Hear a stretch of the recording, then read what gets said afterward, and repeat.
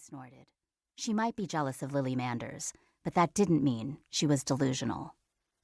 Don't be ridiculous. She bent back over her sketchbook. She had to produce something before the bell rang. I'm not, Diego protested. He rustled through his book bag, then tapped his phone against her arm. You made these, didn't you? He'd pulled up her old Artbox account. She'd signed up years ago, back when she was eager to share every drawing with the world. The app scrolled through her gallery, highlighting each piece for a few seconds before moving on to the next. First, a dreamy painting of a soaring ship.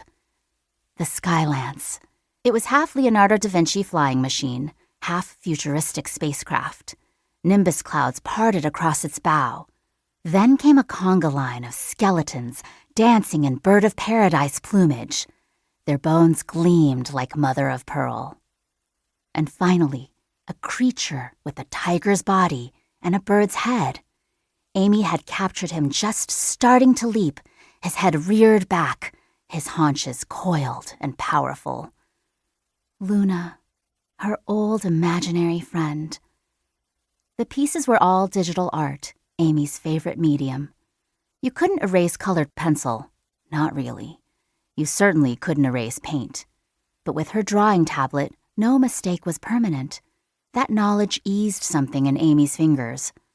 For a moment, she sat transfixed by the parade of her old embarrassments. Then she pushed Diego's phone away. That's not even my style anymore, Diego. I haven't touched that account in ages. Almost a year, to be exact. Ever since she'd decided to take art seriously. Why not? Diego asked. It was really cool. It was little kid stuff. And Mr. Roos is going to take your phone if you don't put it away. Amy tried to refocus on the still life, to find something expressive about it. But before she could start again, the bell rang. Everyone jumped up.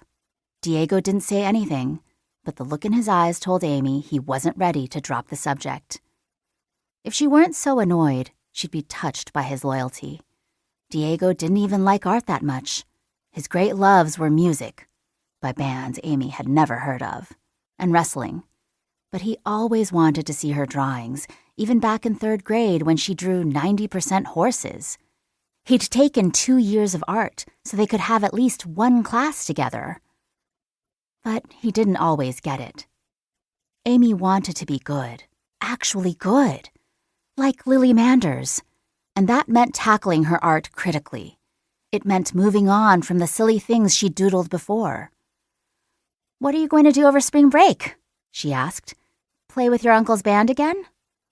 Diego gave her a look. It said, loud and clear, not a very subtle change in topic. He and Amy had been best friends since kindergarten, and sometimes they had entire conversations where they didn't say a word. Like now, when Amy fixed him with her very best squint that said, Drop it, Diego. Fine, he said. And yes, Uncle Isaac's band is practicing a new song, and he's gonna let me perform with him if I can learn the drum part. But that's only in the evenings. We're going to have plans, aren't we? It's been ages since we were in Flushing together. Diego frequently stayed with his uncle during school holidays, but trips to Flushing were rarer for Amy. She always loved going, eager for the change of pace from Port Jefferson. But this wasn't going to be a normal visit to Flushing. I'm staying with my grandma, Diego, she reminded him glumly. I have to keep her company, and she's like 100 years old. I'll be lucky if we leave the house.